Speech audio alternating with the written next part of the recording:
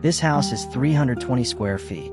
It has a full-size fridge, a 4-burner stove, a bathtub, a home office, and a bedroom that isn't in a loft. And by the time this video ends, I'm going to show you the one tiny home that broke almost every rule in this list. The one builders are still arguing about. So don't skip ahead. The best one is last. Before we get into it, hit subscribe and tap that bell, because I break down one wild micro home a week, and you do not want to miss the next one. Okay, let's get into the story nobody's telling about tiny homes in 2026. Everyone thinks tiny homes are about giving things up. A smaller bed, a smaller kitchen, a smaller life. That story is outdated. In 2026, the tiny home industry has quietly become one of the fastest growing corners of housing, and the homes coming out of it now look nothing like the shipping container sheds you're picturing. We're talking 30 feet of glass, kitchens with real ovens, bedrooms at ground level, and price tags that range from more affordable than a used car to you could buy a small apartment instead. I'm going to walk you through 5 design stories that explain exactly how tiny homes got this good, this fast, and I promise, the last one is the strangest and most impressive of them all. First, some context because this matters. The tiny home market isn't a fringe hobby anymore. It's on track to grow from around $13 billion in 2025 to roughly $14 billion in 2026, expanding at a pace of over 6% a year. That growth is being pushed by 3 things: modular construction getting cheaper, housing costs getting more brutal, and prefab kit homes making it possible to order a tiny house almost like furniture. And that growth is exactly why the interiors have gotten so much more ambitious. When an industry scales, it stops making one clever idea and starts competing on design. So let's look at what that competition actually produced. Let's start with a home that tricks your brain the second you walk in. It's called the Shoreline Glass House, and its defining feature is 30 feet, 9 meters, of uninterrupted glazing running down one entire wall. Not windows. A wall made almost entirely of glass. Here's why that matters more than it sounds like it should. Designers now know that natural light is the single biggest space multiplier in a small home. A bright 300 square foot house will consistently feel bigger than a dim 400 square foot one. That's not opinion.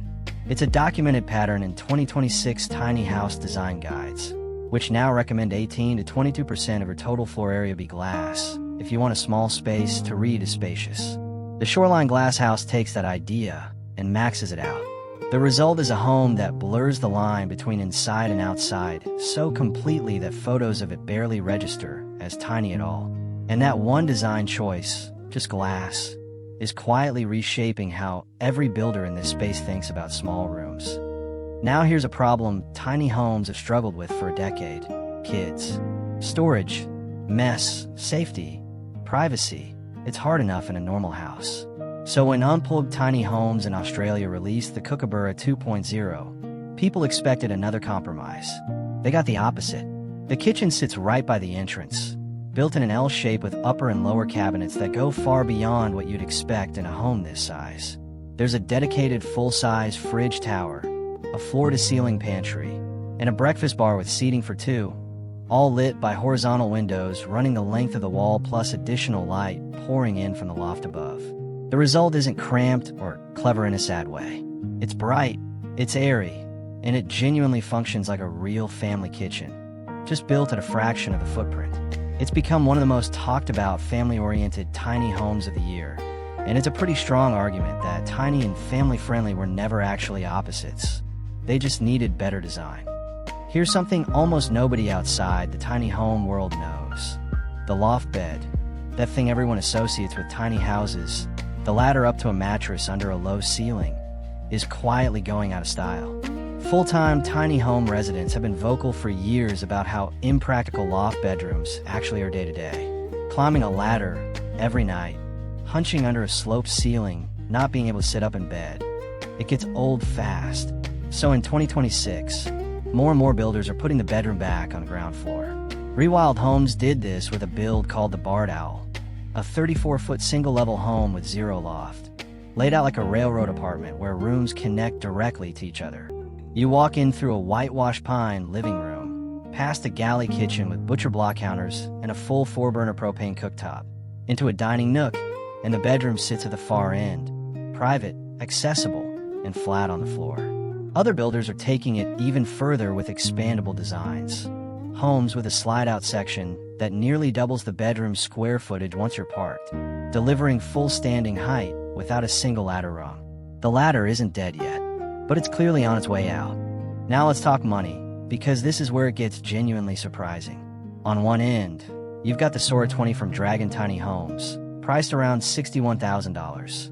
One of the most accessible full-featured tiny homes on the market right now, aimed squarely at remote workers who need a home that doubles as a functioning office.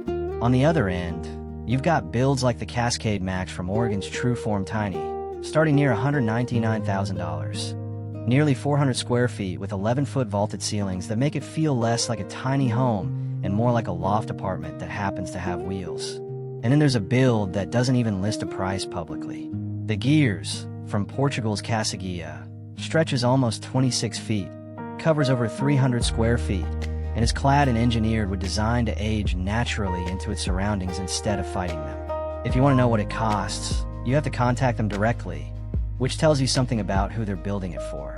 Same category, same basic idea, a home you can move, and a price range wide enough to fit almost anyone's budget, from a first-time buyer to someone who could afford a house twice the size and chose this instead. Okay, here's the one I promised you at the start. Most tiny homes are built to feel bigger than they are. This next one does something almost nobody attempts. It gives up floor space on purpose for width instead of length. Most tiny homes on wheels stick to the standard 8.5-foot legal width because anything wider needs a special towing permit. But Rewild's Barred Owl, the same single-level home from Segment 4, was built 10 feet wide, a foot and a half over standard. That single decision, adding width instead of length, changes how every room functions the moment you step inside, because you're not walking through a hallway anymore. You're standing in an actual room. It's a small number on paper, a foot and a half, but it's the difference between a home that feels like a clever trailer and one that, according to the people who've toured it, simply doesn't feel like a compromise at all. It's not the biggest tiny home. It's not the cheapest. It's not the most photographed. But it might be the clearest proof that the best tiny home design in 2026 isn't about fitting more in. It's about rethinking what you actually need room for in the first place. So, from 30 feet of glass, to loft-free family layouts, to a 9-foot bedroom that fits into a hallway, the story behind these homes isn't really about square footage at all. It's about a handful of builders realizing that small space design was never a limitation. It was just an unsolved problem. And in 2026, they're solving it fast. If you want to see the full interior tour of the Barred Owl and the Shoreline Glass House, I'll drop both links below. And if this kind of deep dive is your thing, subscribe, because next week I'm covering the tiny home that off-grid families are quietly obsessing over. And it might be the boldest one yet. Let me know in the comments. Could you actually live in one of these? See you in the next one. Thanks for watching Tiny Home World.